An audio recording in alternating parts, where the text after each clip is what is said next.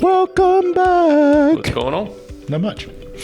So we are moving on to probiotics today. It's a good topic. I found it interesting. It's one of those you hear a lot about, right? Probiotic. I took my probiotics. And I never looked into what it is, but it's quite interesting. So should we start with what it is?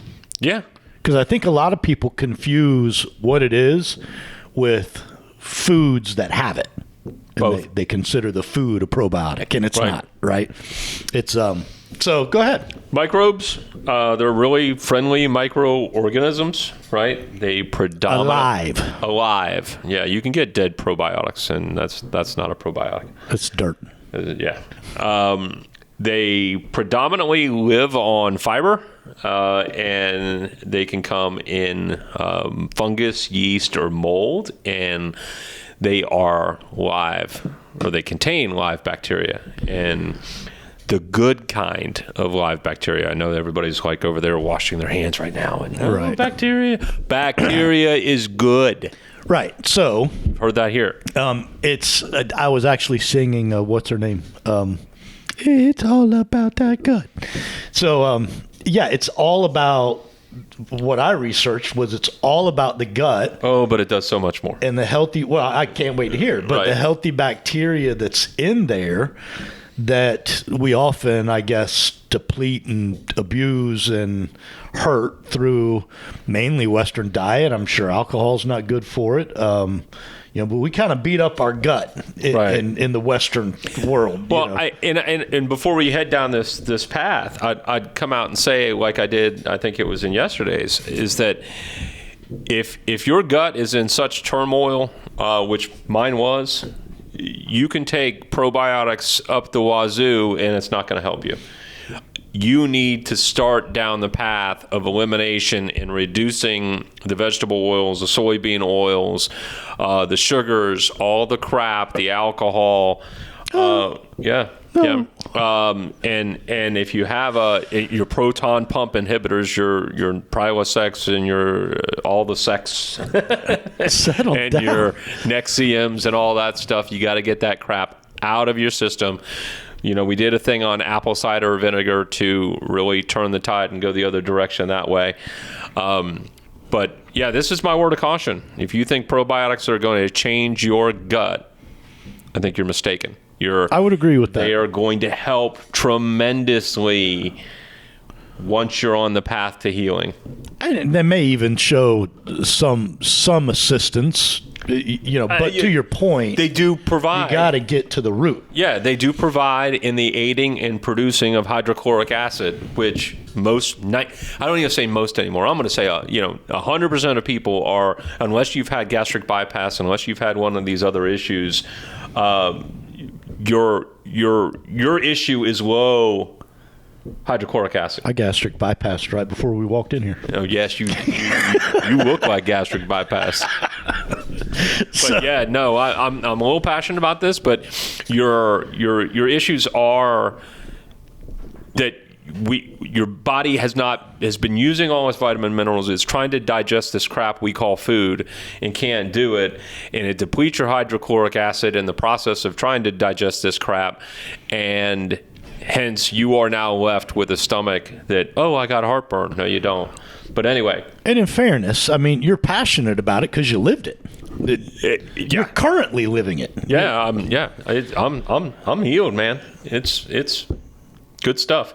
So I did the probiotic route, trying to go, it's just a probiotic, and threw some probiotics at it, right? Right. No, my stomach, my guts, my intestines, everything was in a lot of turmoil, and you're just not going to fix that you can't absorb the probiotics properly.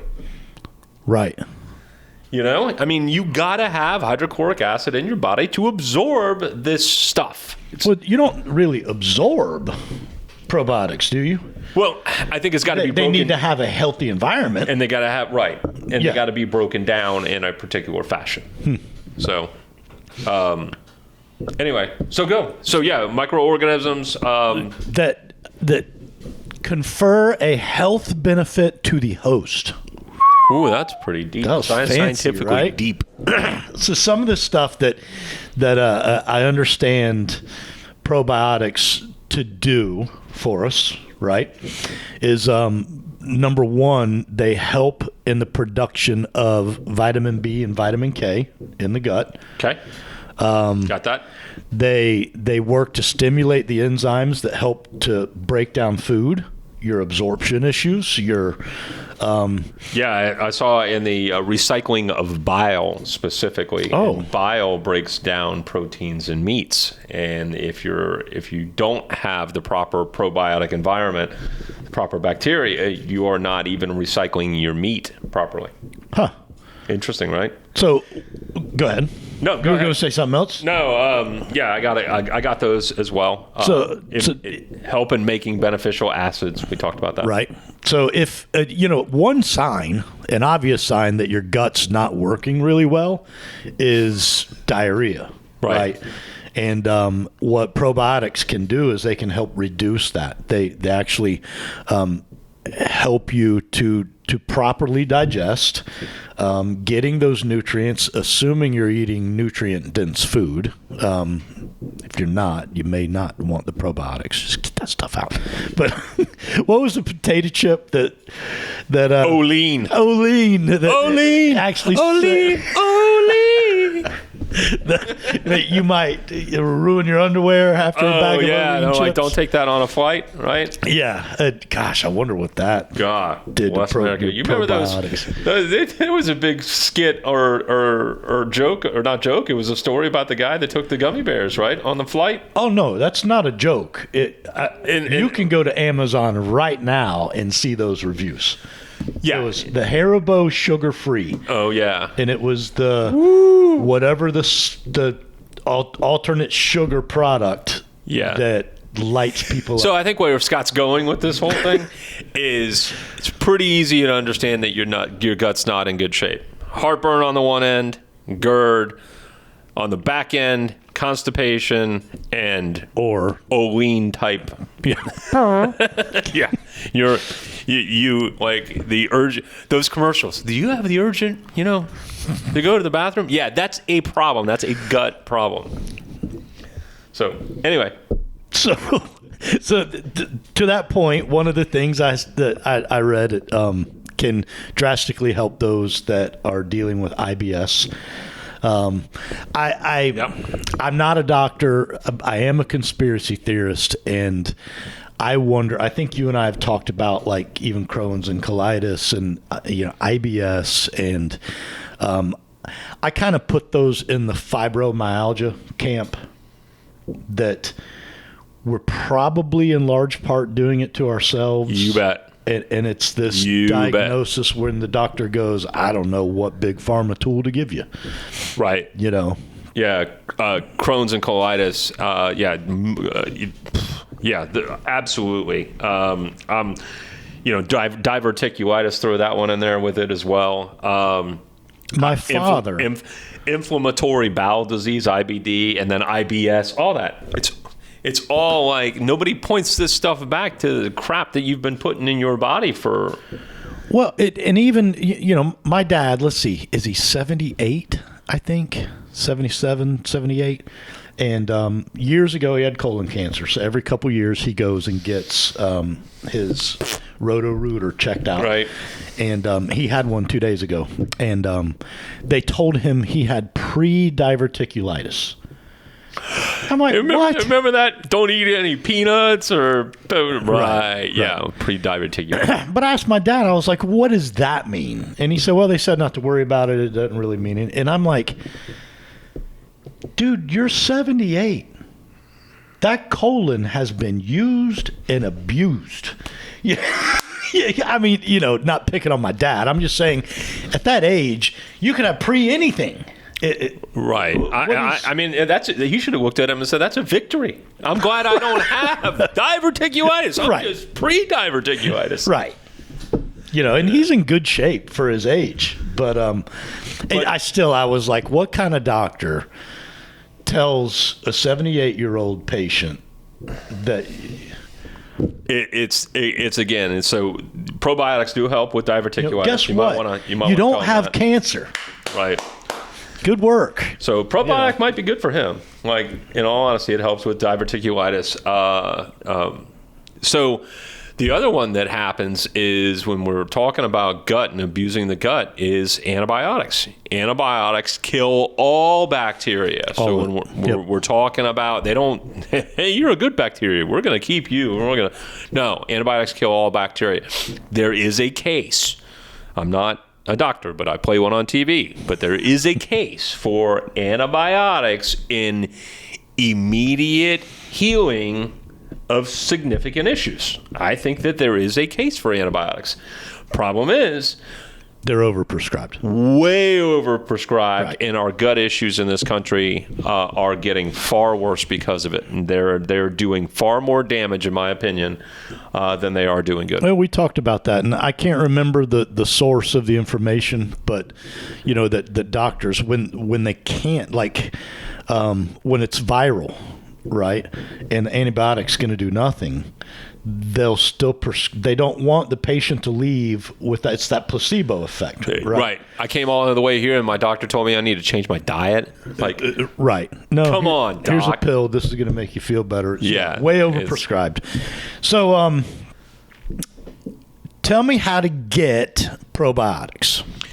Predominantly food is the way you want to go about it. Specifically yogurt, sugar-free yogurt, kefir, sauerkraut, pickles. I don't know what miso is, but miso. And the main thing is that these foods are fermented, and therefore they have live culture, live bacteria in them.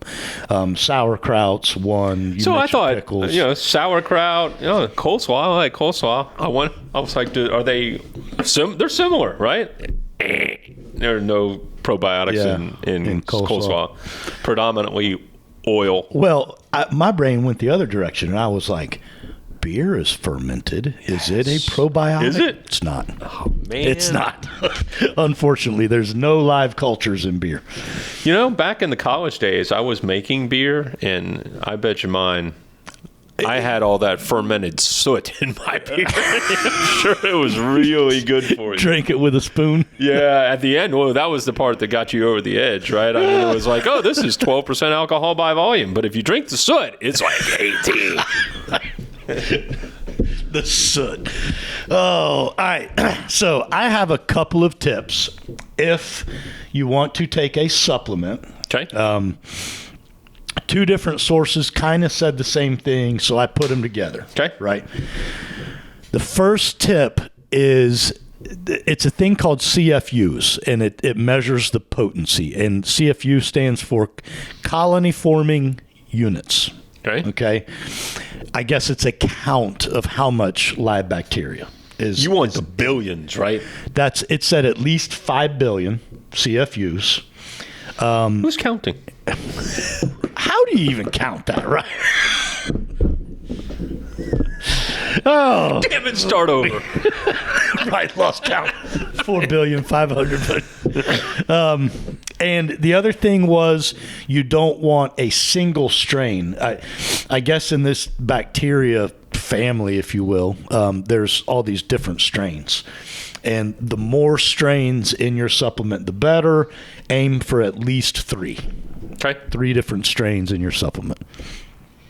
So that's it. That's all I got. Man, it was a deep one. Yeah, some other things that, and as you would imagine, just other illnesses in infants, colicky babies, sepsis, and tooth decay and periodontal issues. Is that because of vitamin absorption? I think so. Yeah. I think so. And then allergies, and then the last one, acne. Like, probiotics can help in acne. And that makes a ton of sense to me, because whatever you can't digest in here comes out here. Or there. Right? Yeah. So you want it to come out there. You don't want it to come out through your skin. So I think the acne one made a ton of sense to me as well. Gosh, man, you're making me wonder. I didn't read it. Don't take this. This is just, again, my brain wanders. But acne's a food issue. Skin cancer. Yes, skin cancer. In my opinion, I don't know if we've talked about it personally or we've done so many snack casts. I don't know. But yeah, absolutely, I believe skin cancer is diet related. Well, and probiotic. Right. Could it help? I didn't read that anywhere. It just logical connection of dots in my flawed mind. That was a good dot.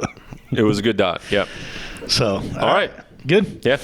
Questions, comments, concerns, hit us at snackcast@yes.fit. Stay moving. See ya.